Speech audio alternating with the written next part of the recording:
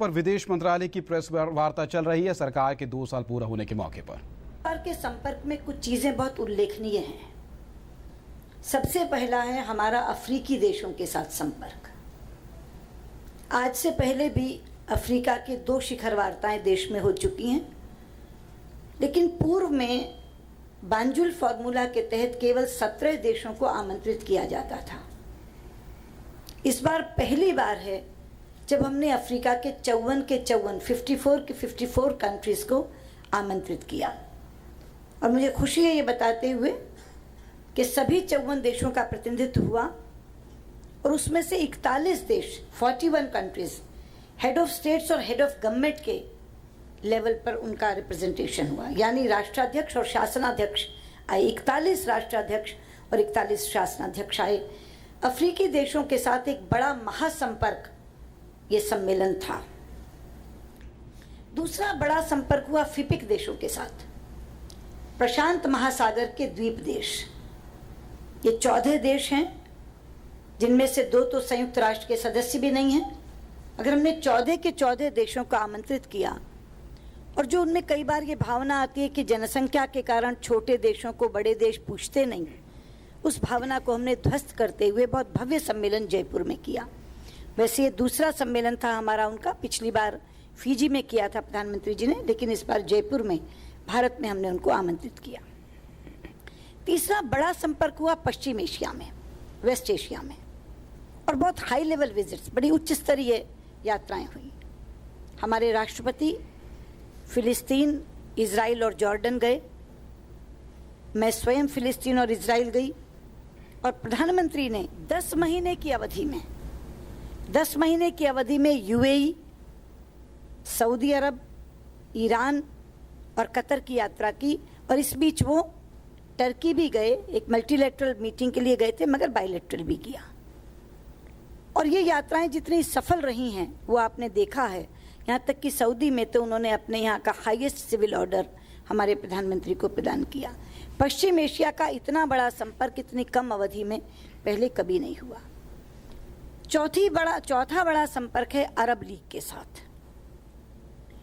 अरब league के साथ जो कोऑपरेशन थी वो एकेडेमिया के स्तर पर, मीडिया के स्तर पर तो थी, लेकिन पहली बार मंत्री स्तर का सम्मेलन मनामा में, बहरीन में हुआ, जहां अरब लीग के 15 देश मुझसे मिलने के लिए आए। ये इंडिया प्लस अरब लीग था जो बहरीन में संपन्न हुआ। 5वां उल्लेख मैं करना चाहूंगी सार्क का। पिछली बार तक सार्क के सभी देशों की यात्रा पूरी नहीं हो सकी थी, लेकिन इस बार सार्क के सभी देशों की यात्रा हुई। 6 देशों में तो मेरी और प्रधानमंत्री जी की दोनों की यात्रा हुई। 7वें में वो अभी मालदीव नहीं जा सके, मगर मालदीव के राष्ट्रपति यामीन यहाँ आए, तो 7 देशों के साथ हमारा संपर्क और संवाद पूरा हुआ। एक बात का और जिक्र कर दूं, शायद मिनिस्ट्रियल ब्रीफ के बीट के लोग उसको ना ज़्यादा समझते हों, लेकिन हमारे लिए वो भी संपर्क एक बड़ा था, और वो था विश्व हिंदी सम्मेलन के माध्यम से विश्व के हिंदी जगत से संपर्क। भोपाल में जो 10वां विश्व हिंदी सम्मेलन हमने आयोजित किया, उसमें आज तक की सारी उपस्थितियों का रिकॉर्ड टूट गया। इतने बड़े पैमाने पर और इतनी भव्यता से वो सम्मेलन आयोजित किया गया। इसी श्रृंखला में एक बात कहना चाहूँगी कि अब हमने आकलन किया है, हमारे 65 देश ऐसे बचे हैं जहां भारत से मंत्री स्तर का कोई व्यक्ति वहां नहीं गया। और अभी हमारी HOM's कॉन्फ्रेंस हुई थी, तो हमारे राजदूतों ने ये शिकायत भी की कि हमारे यहाँ ऐसे देश हैं जहाँ कभी कोई भारत से नहीं आया। तो जो 65 देश बचे हैं, हमने ये तय किया है कि दिसंबर 2016 तक, यानी इस वर्ष के अंत तक, हम एक भी देश विश्व में ऐसा नहीं छोड़ेंगे जहां हम ना पहुंचें। और इसके लिए मैं अपने सभी कैबिनेट मंत्रियों का सहयोग ले रही हूं, स्वतंत्र प्रभार वाले राज्य मंत्रियों का सहयोग ले रही हूं, और एक कार्य योजना हम तैयार कर रहे हैं जिसके तहत वर्ष 2016 के अंत तक पूरे विश्व के साथ, समूची दुनिया के साथ हमारा संपर्क पूरा हो जाएगा। ये विदेश यात्राएं होती हैं, विदेश यात्राएं सफल भी होती हैं, लेकिन एक प्रश्न बार बार पूछा जाता है कि इन विदेश यात्राओं से देश को हासिल क्या हो रहा है। क्या कोई ठोस उपलब्धि आप इन यात्राओं की बता सकती हैं? तो मैं प्रारंभ में ही आपकी जिज्ञासा को शांत करते हुए बताना चाहूँगी कि इन यात्राओं की उपलब्धियाँ क्या हैं। पहली उपलब्धि है विदेशी पूंजी निवेश में वृद्धि, इंक्रीज इन FDI। अगर मैं आपको आंकड़ा दूं तो 2015-16 में $55 बिलियन, $55 बिलियन की FDI आई है। अगर भारतीय रुपयों में कहूं तो 3,69,000 करोड़, 3,69,000 करोड़ का विदेशी पूंजी निवेश देश में हुआ है इन 2 वर्षों के दौरान। और यूपीए की तुलना में ये वृद्धि 43% है, 43%। तो FDI घर बैठे नहीं आ जाती, उसके लिए प्रयास करना पड़ता है। और हर विदेश यात्रा में प्रधानमंत्री जाते हैं, मैं जाती हूँ, राज्य मंत्री जाते हैं हमारे, तो हम लोग इस FDI पर जोर देते हैं और उसी के प्रयासों के कारण से FDI में इतनी बड़ी वृद्धि हुई है। ये हमारी पहली उपलब्धि है। दूसरी बड़ी उपलब्धि है कि हमने जो फ्लैगशिप प्रोग्राम्स देश के लिए तय किए हैं, घोषित किए हैं, उनमें अन्य देशों की साझेदारी, जैसे स्मार्ट सिटीज है, उसमें 12 देश, तो 3 देशों ने 12 हमारे नगर बनाने की बात की है। और ये 4 देश हैं, अमेरिका, फ्रांस, जर्मनी, इंग्लैंड। चारों ने 3-3 स्मार्ट सिटीज बनाने का समझौता किया है। तो 12 स्मार्ट सिटीज इन 4 देशों ने अपनाए हैं। इसी तरह बहुत महानगरों के साथ सिस्टर सिटी एग्रीमेंट्स हुए हैं। कुशल भारत जो हमारा स्किल इंडिया प्रोग्राम है, अकेले ऑस्ट्रेलिया के साथ हमारे 13 समझौते हुए हैं स्किल इंडिया में। इसके अलावा न्यूक्लियर एग्रीमेंट्स में कितने ही देशों के साथ हम आगे बढ़े हैं। तो जो हमारे अपने फ्लैगशिप प्रोग्राम्स हैं, यहाँ तक कि नमामि गंगे में थेम्स गंगा प्रोजेक्ट आया है, जापान और जर्मनी ने अपना इंटरेस्ट दिखाया है। तो हमारे आर्थिक विकास के लिए जो कार्यक्रम यहाँ तय किए गए हैं, उनमें इन अन्य देशों की साझेदारी इन्हीं यात्राओं के माध्यम से हुई है। और तीसरी बड़ी उपलब्धि जिसे मैं बहुत अहम मानती हूँ, वो है कि आज वैश्विक स्तर का एजेंडा हम तय कर रहे हैं। ग्लोबल एजेंडा को शेप देने में हमारी एक बहुत महत्वपूर्ण भूमिका है। ये यात्राएं जब मल्टीलेटरल ग्रुपिंग के लिए होती हैं, बहुदेशीय लोग जब इकट्ठे बैठते हैं, तो उसमें हम मूक दर्शक बन के नहीं बैठते। हम हाँ में हाँ मिलाने वाले देश नहीं होते, हम अपनी ओर से पहल करते हैं। जैसे COP21 में क्लाइमेट चेंज के संदर्भ में क्लाइमेट जस्टिस का सिद्धांत हमने प्रतिपादित किया और उसको मनवाया। Common but differentiated responsibility dilute होने की बात रही थी, उसको हमने प्रिजर्व किया। एक इंटरनेशनल सोलर अलायंस यानी सौर ऊर्जा में एक अंतर्राष्ट्रीय गठबंधन की हमने स्थापना की, जिसका सेक्रेटेरिएट भी भारत में बना। आतंकवाद, CCIT का भारत का प्रस्ताव 1996 से पड़ा है, लेकिन उसे ठंडे बस्ते से हम निकाल कर लेकर आए। और जितने भी देशों की यात्रा मेरी या प्रधानमंत्री जी की हुई, प्रधानमंत्री जी ने खाड़ी के देशों तक के लिए उसका समर्थन लिया और हमें लगता है कि हम CCIT को भी इस बार पारित करवा पाएंगे। SDGs, सस्टेनेबल डेवलपमेंट गोल्स, ये टिकाऊ विकास के लक्ष्य, उनको तय करने में हमारी बड़ी प्रमुख भूमिका रही।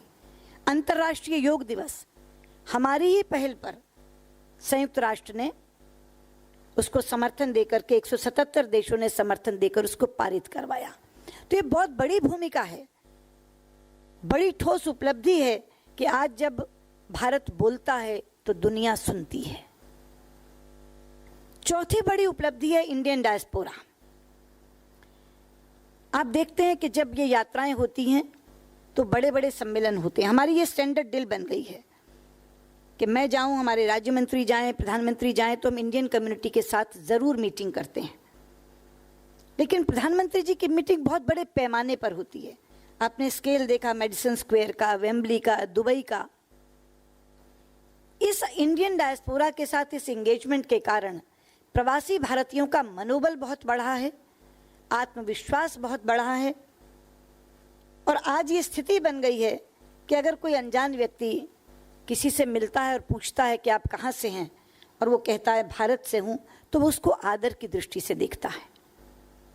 और मनोबल के साथ साथ प्रवासी भारतीयों का हौसला भी बढ़ा है। आज उन्हें यह आश्वस्ति हो गई है, उन्हें भरोसा हो गया है सरकार पर कि अगर हम संकट में फंसेंगे तो ये सरकार हमें निकाल लाएगी।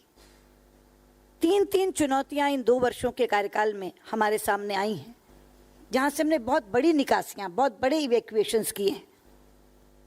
इराक से, लिबिया से, यमन से। इराक से हम 7,000 से ज़्यादा लोगों को निकाल के लाए, लिबिया से 3,500 के करीब लोगों को निकाल के लाए, यमन से लगभग 4,500 लोग अपने और लगभग 2,000 लोग अन्य देशों के, 48 देशों के लोग हम निकाल करके लाए।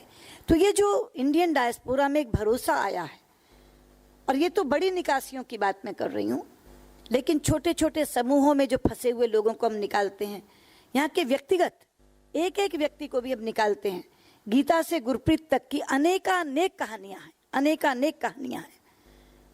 आप रोज देखते होंगे कि कोई भी व्यक्ति जब फंसता है तो मदद मांगता है। भी अलग बात है मैं किसी का रेफ्रिजरेटर ठीक ना कर पाऊँ और उसमें मदद ना कर पाऊँ, लेकिन जहाँ तक इंडियन नेशनल्स का सवाल है, भारतीय नागरिकों का सवाल है, उनकी मदद में हम किसी तरह से पीछे नहीं हैं। तो ये एक बहुत बड़ी उपलब्धि है इंडियन डायस्पोरा के संबंध में। क्योंकि इंडियन डायस्पोरा की बात हो रही है तो मैं 2 महत्वपूर्ण निर्णय जो MEA में हुए हैं उसका भी जिक्र कर दूं। एक है प्रवासी भारतीय कार्य मंत्रालय का विदेश मंत्रालय में विलय। क्योंकि मैं दोनों की मंत्री थी, जनरल VK सिंह दोनों के राज्य मंत्री थे, हमने ये पाया कि दोनों मंत्रालय अलग अलग रहने के कारण समन्वय की कमी थी और इस बिखराव की वजह से निर्णय जल्दी नहीं हो पाते थे। वो निर्णय शीघ्र गति से हों, वो अनसुलझे मुद्दे सुलझाए जाएं, इसके लिए ये विलय किया। और हमारा ये अनुभव आया है कि बहुत ही तेज गति से अब निर्णय इंडियन डायस्पोरा के संदर्भ में हो रहे हैं।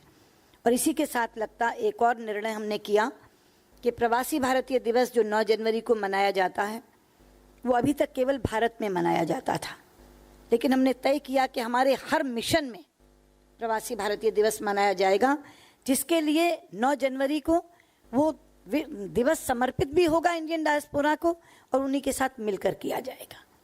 मैं एक और सेवा का जिक्र करके अपनी बात समाप्त कर दूंगी। विदेश नीति के अलावा एक सेवा ऐसी है जो सीधे भारतीय नागरिकों से संबंध रखती है, और वो है पासपोर्ट की सेवा। मुझे लगता है आप में से बहुत लोगों का स्वयं अनुभव आया होगा, नहीं तो आपके किसी परिजन ने आपको बताया होगा कि पासपोर्ट सेवाओं में बहुत ज़्यादा सुधार हुआ है। विरासत में तो मुझे मेस मिला था, 5 लाख बुकलेट्स की शॉर्टेज मिली थी, त्राही त्राही मची हुई थी। लेकिन आज मुझे खुशी है ये कहते हुए कि UPA का आंकड़ा अधिकतम 85 लाख का था, लेकिन पिछले वर्ष हमने 98 लाख 98 लाख पासपोर्ट बनाए और इस वर्ष 1 करोड़ 3 लाख पासपोर्ट बनाए। एक वादा मैंने पिछली प्रेस कॉन्फ्रेंस में किया था कि हम अगले वर्ष नॉर्थ ईस्ट के सभी प्रदेशों में पासपोर्ट कार्यालय खोल देंगे। मुझे खुशी है वो वादा हम पूरा कर चुके हैं और इस समय पूर्वोत्तर के हर प्रदेश में पासपोर्ट कार्यालय खुला है। और हमने प्रक्रिया को भी बहुत ही सरलीकरण किया है।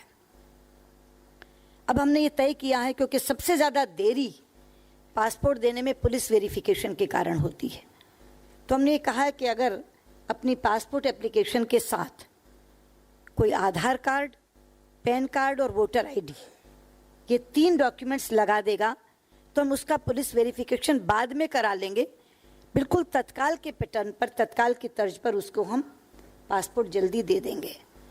तो मुझे लगता है मैंने MEA के निर्णयों के बारे में, उपलब्धियों के बारे में, कार्यक्रमों के बारे में आपको बता दिया। मैंने कहा था मैं अपनी बात को संक्षिप्त रखूंगी। अब आपके सामने हाजिर हूं आपके सवाल जवाब लेने के लिए। Good, it looks like.